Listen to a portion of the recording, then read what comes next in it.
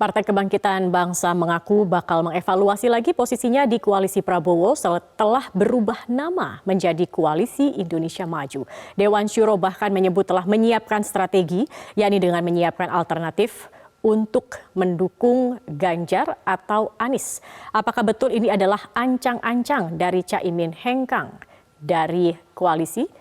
Kita akan membahasnya bersama dengan narasumber kami. Sudah ada Wasekjen PKB Saiful Huda, Ketua DPP PAN Saleh Daulay, dan juga analis politik Yunarto Wijaya. Selamat malam Bapak-Bapak. Sebelum kita memulai perbincangan ini, kami ingin menghadirkan dulu ada pernyataan yang disampaikan oleh Maman Imanul Haq selengkapnya. Kita saksikan bersama.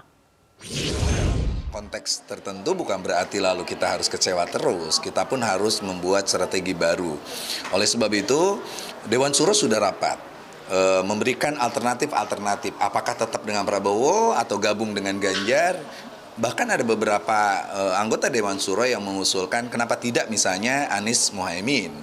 Nah, alternatif itu akan digodok lagi dalam muzakarah nasional Dewan Syuro dan ulama Baik, kita akan langsung berbincang. Saya ingin ke Pak Saiful. Pak Saiful, kalau kita tadi mendengarkan pernyataan dari Maman Imanul Haq yang mengatakan jangan berlarut dalam kekecewaan, akan mulai mengevaluasi, bahkan mulai mencari alternatif. Apakah bisa dikatakan ini sinyal dari PKB yang sudah mulai berpikir akan meninggalkan Koalisi Indonesia Maju? Saya tidak ingin dan tidak pada posisi untuk mendahului hasil rapat yang akan digelar oleh DPP. Tapi paling tidak saya ingin bercerita ada satu hari di mana ada suasana saling berbalik antara jam-jam tertentu dari satu hari itu. Pada siang hari kami melaksanakan Rakornas Nasional yang diikuti oleh semua ketua DPW seluruh Indonesia. Gus Imin menyampaikan dalam rapat koordinasi nasional itu bahwa momentum Pilpres tidak kita bahas karena kita tetap berdiri solid dengan KKIR plus teman-teman Golkar dan PAN. Itu siang harinya, dan malam harinya tiba-tiba ada cerita politik baru di mana Gus Imin hadir di tempatnya Bang Saleh dalam acara HUT PAN. Pak Prabowo membisiki Gus Imin, Gus, ini ada rencana kita launching nama koalisi baru. Dan itu dimaknai oleh kami berarti KKIR yang sudah kami bangun 1 tahun yang lalu berarti otomatis dibubarkan oleh Pak Prabowo. Nah, tentu respon Gus Imin ya kaget, dan secara kelembagaan harus diputuskan secara organisasi. Dan hari ini fasenya di mana PKB akan memutuskan terkait dengan Koalisi Indonesia Maju yang kemarin disampaikan oleh Pak Prabowo dan akan dibawa dalam rapat pleno DPP. Oke, baik. Nah, ini artinya evaluasi apa saat ini yang sedang dilakukan Pak Saiful? Dan tidak hanya evaluasi, bahkan tadi dikatakan ini sudah ada juga arahan dari level Dewan Syuro untuk bergeser entah itu ke Ganjar ataupun juga ke Anies. Artinya sudah ada sesuatu yang urgent dan juga memperkuat sikap PKB untuk hengkang? Ya, kalau opini dari para kiai, para ulama dari Jawa Timur, dan struktur partai dari arus bawah memang tetap sama. Semua diminta untuk mengamankan hasil muktamar.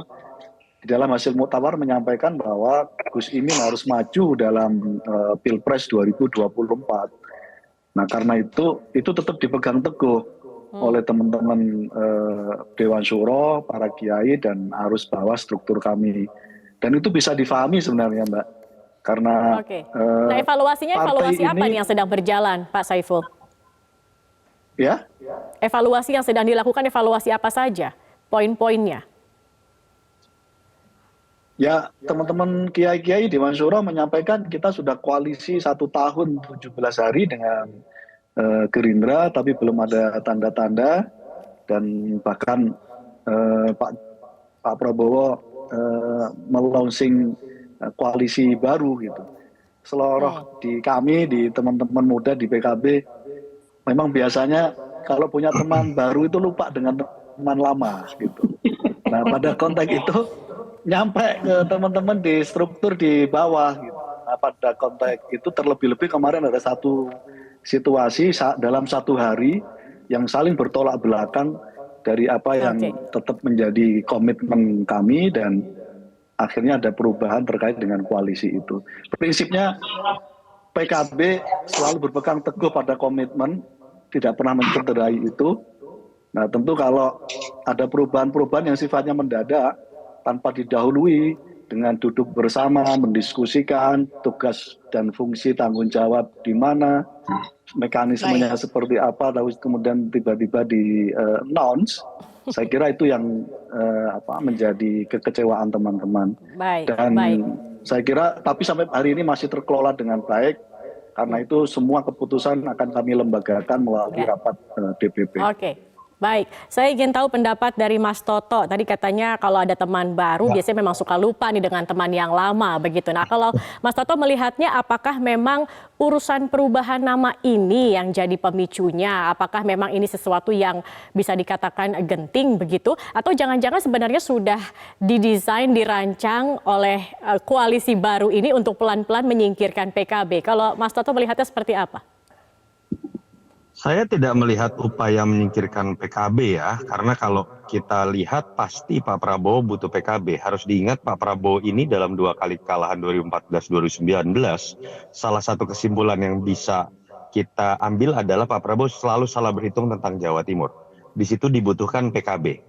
Problem muncul ketika ada pertanyaan apakah Pak Prabowo butuh Caimin atau tidak dalam konteks sebagai cawapres. Kan di situ gapnya, bukan mengenai PKB-nya.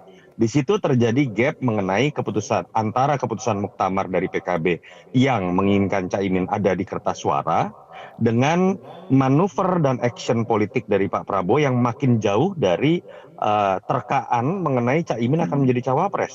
Terutama dimulai ketika Pak Prabowo masuk dalam strategi nebeng nama Jokowi, kira-kira seperti itulah bahasa awamnya gitu ya.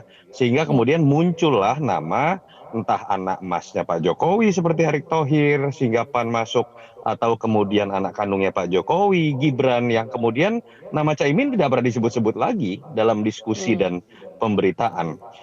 Jadi saya sangat mengerti apa yang dirasakan oleh teman-teman PKB dalam konteks keputusan muktamar sudah dibuat, dari tahun lalu sudah diikat, tapi kemudian kalau kita analogikan sebagai orang pacaran gitu ya, sudah setahun, lalu kemudian ditagih kawin, jawabannya kira-kira malah loh kita ini kan cuma teman baik selama ini, kira-kira gitu loh kalau mau coba Jadi di dimaknai PHP sebagai begitu? analogi. Tapi saya juga coba tapi saya coba memaknai juga mungkin Pak Prabowo sedang berusaha menjadi sangat taktis ketika menyadari 2 kali kalah dengan Pak Jokowi kepuasan publiknya sangat tinggi, sehingga strategi yang terus-terusan dipakai dalam beberapa bulan terakhir adalah melekatkan diri dengan Pak Jokowi, sehingga berakibat pada pilihan cawapres yang hanya berujung pada orang-orang yang disebut dekat dengan Pak Jokowi. Pada titik itu menurut saya memang Oke. agak sulit ya dalam kondisi sekarang kepentingan 2 partai, apalagi PKB sudah didasarkan keputusan muktamar untuk bisa bertemu menjadi sangat normal kalau kemudian Baik. PKB sedang berhitung mengenai nama Mas lain, Toto, tapi kalau termasuk Mas misalnya Ganjar dan saat ini kan yang ditunggu-tunggu adalah sikap dari PKB, kemudian apakah bertahan atau keluar? Kalau Anda membacanya, kemungkinan besar ini PKB akan tetap stay, akan tetap bersama dengan Koalisi Indonesia Maju, atau kemudian hengkang? ini bukan tentang masalah apakah hitung-hitungan dengan Pak Prabowo untuk bertahan atau tidak, tapi hitung-hitungan taktis secara elektoral, apakah saya akan mendapatkan tawaran lain yang lebih menguntungkan secara elektoral, atau kemudian memang sesuai dengan keputusan muktamar. Jadi memang hitung-hitungan menurut saya PKB saat ini sedang berhitung apakah ada calon lain yang atau koalisi lain yang bisa memberikan keputusan sesuai dengan keputusan muktamar, atau kalaupun misalnya tidak bisa juga menempatkan Caimin sebagai cawapres, dihitung ulang juga apakah secara elektoral untuk kebutuhan PKB akan lebih baik tetap dengan Pak Prabowo atau jangan-jangan lebih baik dengan Mas Ganjar atau lebih baik dengan Mas Anies. Jadi menurut saya memang lebih sulit mencari alasan buat PKB saat ini untuk bertahan dengan Pak Prabowo karena sulit mencari insentif yang saat ini dimiliki dengan konstelasi terakhir yang dimiliki dalam koalisi Pak Prabowo. Oke, baik. Saya ingin ke Pak Saleh, bagaimana tanggapan Anda dari pernyataan Mas Toto, dan juga kalau seandainya begitu PKB mengambil sikap kemudian hengkang, ini tidak apa-apa begitu? Yang pertama perlu saya jelaskan bahwa perubahan nama tadi itu atau penyebutan nama koalisi ini, jadi Koalisi Indonesia Maju sebetulnya itu sudah pernah dirapatkan ini antara para pengurus partai. Pada waktu itu memang bukan ketua umum yang hadir, tapi para petinggi partai termasuk sekjen-sekjen partai. 4 hari sebelum ulang tahun PAN, yaitu tanggal 24 Agustus ya. Nah, kemudian termasuk PKB juga ikut dalam rapat tersebut, Pak Saleh.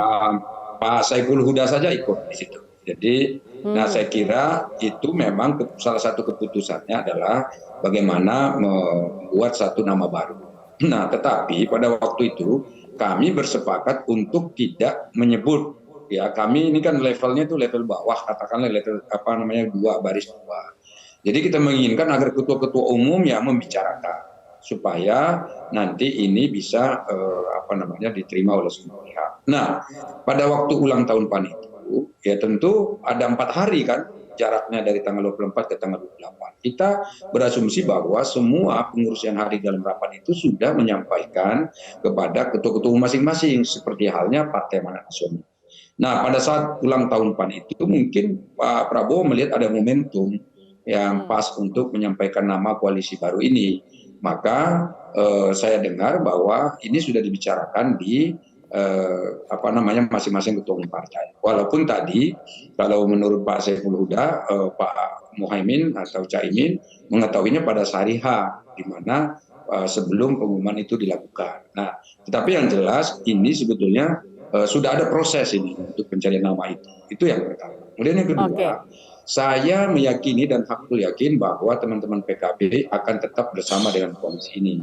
Karena di koalisi ini sebetulnya kan yang mau kita menangkan itu bukan hanya soal cawapres saja, tetapi lebih dari itu adalah bagaimana memenangkan pertarungan pilpres ini untuk kebesaran bangsa Indonesia. Dan karena itulah maka tentu kita harus mencari dan merumuskan formulasi pasangan capres-cawapres yang paling baik untuk memenangkan pertarungan ini. Nah, kami juga tadi disinggung apakah ada upaya untuk menyingkirkan PKB. Kami sama sekali tidak ada upaya untuk menyingkirkan PKB. Adapun PKB dan Gerindra sudah pernah melakukan tanda tangan katakanlah kerjasama sebelumnya, itu tentu kita hormati. Nah, kami hadir bersama dengan Golkar itu adalah mendukung Prabowo untuk jadi capres, dan itu semua sepakat 4 partai ini. Nah, karena itulah maka sampai titik ini posisi kita kan adalah mendukung capres. Nah, bagaimana dengan cawapres? Nah, cawapres ini kita harapkan untuk didiskusikan lebih lanjut, lebih intensif berdasarkan musyawarah mufakat. Nah, ini siapa saja yang ikut ya tentu kita menginginkan bahwa Gerindra, PKB, dan juga tentu Golkar dan PAN yang sudah masuk di sana dilibatkan. Karena justru koalisi ini salah satu utamanya adalah egalitarianisme. Bahwa semua partai yang ada di sana egaliter sama. Jadi posisinya dalam konteks ini justru kita menghormati.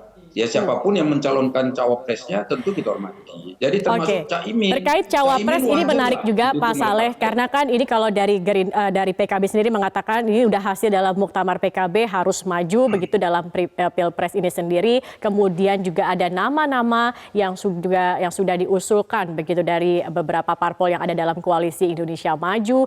Nah, ini kita akan bahas usai jeda pariwara berikut ini pemirsa. Kami harus jeda terlebih dahulu, tetap bersama kami di Prime Time News. Jelajahi cara baru mendapatkan informasi. Download Metro TV Extend sekarang.